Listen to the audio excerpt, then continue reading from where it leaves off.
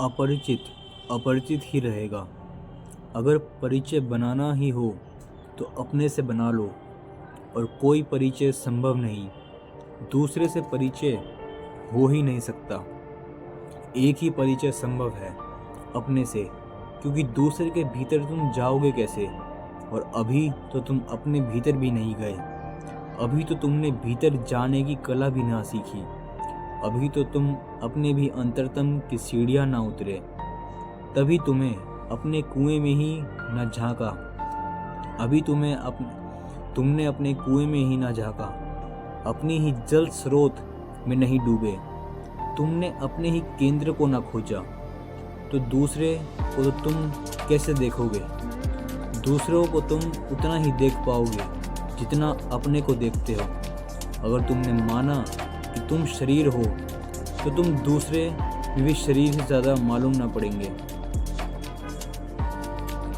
अगर तुमने माना कि तुम शरीर हो तो दूसरे तुम्हें शरीर से ज़्यादा मालूम नहीं पड़ेंगे। अगर तुमने माना कि तुम मन हो तो दूसरे तुम्हें मन से ज़्यादा मालूम नहीं पड़ेंगे।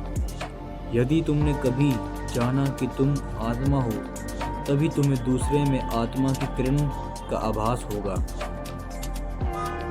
हम दूसरे की किताब तभी पढ़ सकते हैं जब हमें स्वयं की किताब पढ़ ली। कम से कम भीतर की वरमाला तो पढ़ो, भीतर के शास्त्र से तो परिचित हो, तो शायद तुम दूसरे से भी परिचित हो जाओ। और मज़ा ऐसा है कि जिसने अपने को जाना उसने पाया कि दूसरा है ही नहीं। अपने को जानते ही पता लगा कि बस एक है, वही बहुत रूपों में प्रकट हुआ है। जिसने अपने को पहचाना उसे पता लगा कि परिधि हमारी अलग अलग है, केंद्र हमारा एक है। जैसे हम भीतर जाते हैं वैसे ही हम एक होने लगते हैं,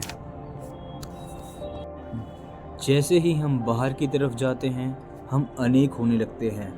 अनेक का अर्थ है बाहर की यात्रा, एक का अर्थ है अंतर यात्रा।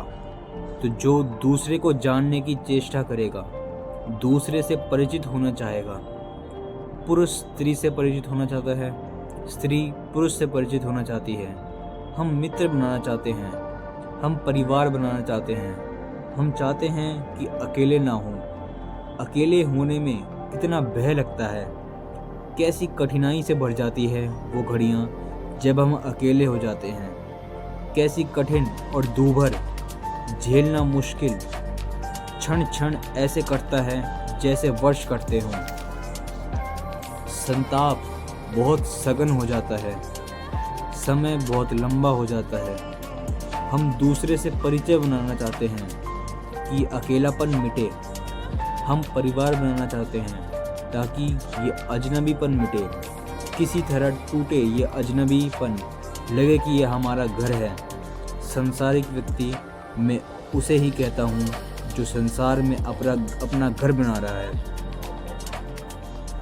हमारा शब्द प्यारा है, हमने संसारिक को संसारिक को ग्रस्त कहते हैं, पर हमने ऊपरी अर्थों में ही इसे सुना है। तुमने इतना ही जाना है कि जो घर में रहता है वो संसारी है। घर में तो सन्यासी भी रहते हैं, छप्पर तो उन्हें भी चाहिए होगा।